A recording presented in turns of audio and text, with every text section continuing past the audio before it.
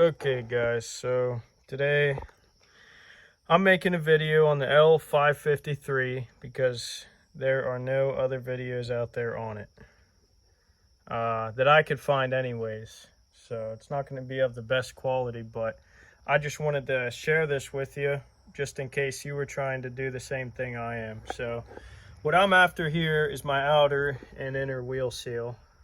You can see it back in there. So I guess real quick, I'll just go over what I did to access this and to pull my axle out. So don't mind my engine jack or my jack stand and my jack. It's working so far. But anyways, so you pull the wheel off.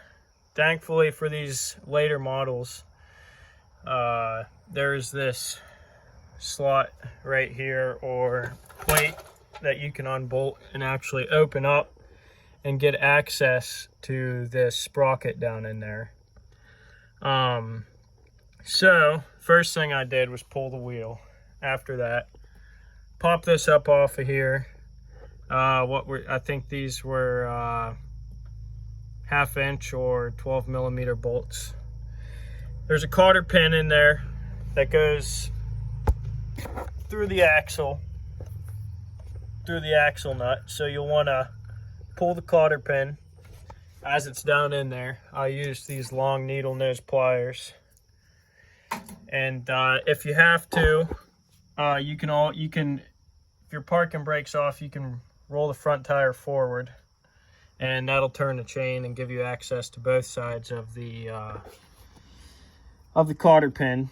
And my axle nut was pretty loose on there, so I was able to turn it with my pliers.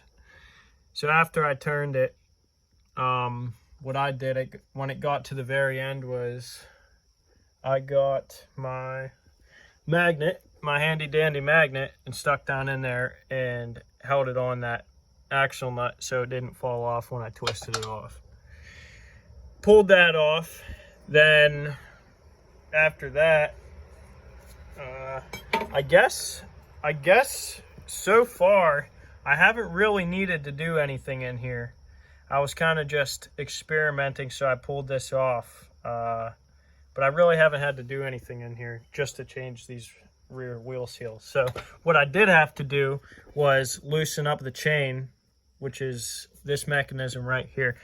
This stud was through here and this was pushed farther up, but I wasn't able to get these old nuts off of here for the life of me, which is 24 millimeter in size, by the way. As you can see, this old stud is so rusted, so I'm just going to weld up my own piece here and remake this, put some new nuts on here. I put this one on temporarily. So you don't actually have to pull these all the way up off these nuts. You just got to loosen them, and then what you would do from here is loosen these and somehow safely hit the end of this to knock it that way, and that loosens the chain, which enables you to come in here to the sprocket. And what I did to get the sprocket off was just stuck my carpenter's tool down in there, my flat bar, and I just worked it like this, both sides, turned the wheel to spin it, worked it, and eventually it came off. It might help to put two down in there at once. I got this little pry bar, put it on this side, put my flat bar on that side, and pried on both sides. It popped up out of there, and after that I pulled my axle and whatever you call this, maybe the hub. It all just came out at once. So I don't think I'm going to replace my bearings just because they look good. Gonna have to clean them up a little bit, but the bearing housings also look pretty good. I don't know if you can see that. Probably not the rear one, but at least the front one right here. You probably want to replace them if it's got any nicks in it or visible marks that might be, concerning. So anyways, how I could tell at least that my wheel seals were leaking was this one. You can see all the dirt stuck to oil inside of the wheel. So I still have to do this one yet. But you can see that going on there. And same with this one. This one actually had a puddle back in it. I just bought this machine used. Same with my front left, actually, so I'm going to have to replace the fronts as well.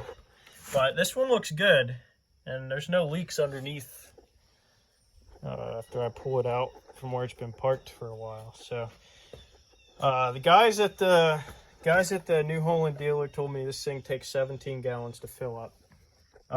What I know, or what I've been told, is that the hydraulic fluid is actually the oil that lubes the chain and all the sprockets and gears and bearings and whatnot. So I don't think that's very common on a lot of skid steers, but for this one, that's what goes on for both sides. I believe it takes 17 gallons.